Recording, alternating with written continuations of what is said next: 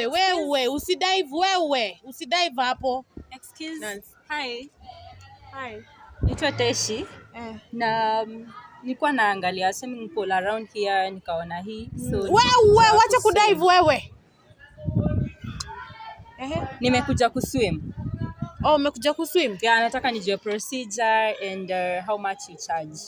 Oh, swimming pool adults ni 6 so utalipia pale. Oh, 600. Unalipa tu na hiyo tila. So unalipa tu 600 alafu unaenda na so watakufunza kuswim. Unataka kuswim ama unataka kufunzwa kuswim? Nataka kufanya zote. Kufunzwa kuswim juu sijawahi swim. Sasa unacheka nini? Unachekelea customer na wewe ni mwanabiashara.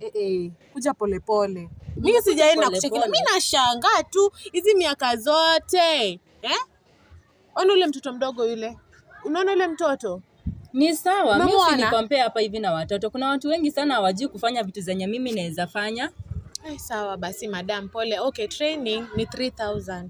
3000? Kuswim. Kuingia tu kwa maji na si sina maji kwangu. Unataka kufunzwa kuswim na unaleta conditions. Aya. Mimi nauliza tu like why would you charge someone 3000 kuswim peke yake just for 1 hour?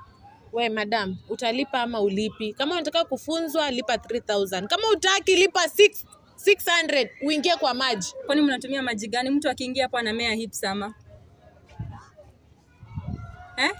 Nauliza tu sijasema. Hips zinamea.